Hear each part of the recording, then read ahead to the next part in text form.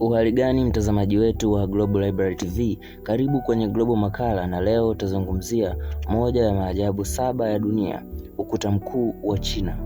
Moja ya bunifu zenye maajabu sana duniani na wenye kuvutia. Leo tutachambua historia yake, wahusika wakuu na mchakato wake tangu mwanzo hadi mwisho. Mimi naitwa Daniel Vincent, karibu. Ukuta mkuu wa China, mojawapo ya ajabu za kihistoria, ulianza kujengwa zaidi ya miaka 2000 iliyopita. Ujenzi wake ulianza katika kipindi cha utawala wa kifalme wa Qin Dynasty chini ya mfalme Qin Shi Huang mwishoni mwa karne ya 3 kabla ya Kristo. Lengo la ujenzi wa ukuta huu lilikuwa ni kulinda himaya ya China kutoka kwa uvamizi wa makabila ya kaskazini kama vile Waiski, Wahou na Hans.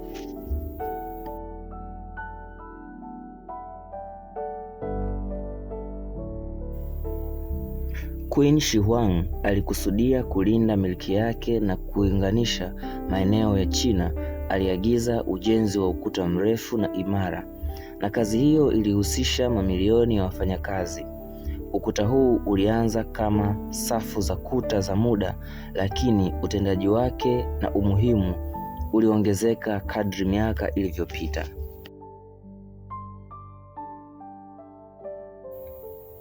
Ingawa ujenzi wa ukuta mkuu ulianza katika kipindi cha Qin, ni chini ya utawala wa Ming Dynasty miaka 1000 baadaye ambapo ukuta ulifanyiwa uboreshaji mkubwa.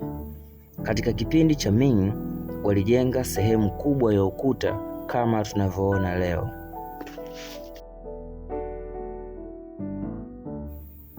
Moja ya wahusika wakuu wa kipindi cha Ming ni Mfalme Yongle, ambaye alianzisha juhudi kubwa za kulinda mipaka ya China. Ujenzi wa ukuta chini ya Ming ulihusisha ujenzi wa minara, mabango ya kijeshi na malango ya walinzi. Walijenga sehemu ya ukuta inayopita juu ya milima yenye miamba na mabonde na kumaliza katika maeneo yenye changamoto kubwa. Wafanyakazi wakifanya kazi ya ujenzi mkuu wa ukuta wa China. Haikuwa kazi rahisi. Ilikuwa ni kazi ngumu iliyohitaji nguvu kubwa ya wafanyakazi. Wafanyakazi walikuwa kutoka kwa tabaka mbalimbali, ikiwemo wafungwa, wakulima na hata askari wa kijeshi. Inakadiriwa watu milioni 1.5 walifariki kutokana na hali ngumu ya kazi, magonjwa na majeraha katika ujenzi huo.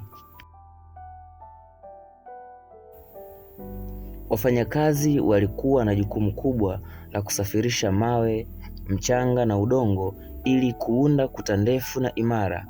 Ingawa baadhi ya sehemu zilijengwa kwa mawe, nyingine zilijengwa kwa udongo na vipande vya mbao, kutegemea maeneo na rasilimali zilizopo. Ukuta mkuu wa China haukuwa tu ulinzi, pia ulikuwa ni ishara ya uwezo wa kifalme wa China na utawala wake wa kisiasa. Ulinzi wa ukuta huu ulisaidia kutunza amani katika maeneo ya kaskazini na kudumisha umoja wa China kwa karne nyingi. Walakini licha ya nguvu za kijeshi na ukuta mrefu, wavamizi walifaulu kuingia kwa njia nyingine.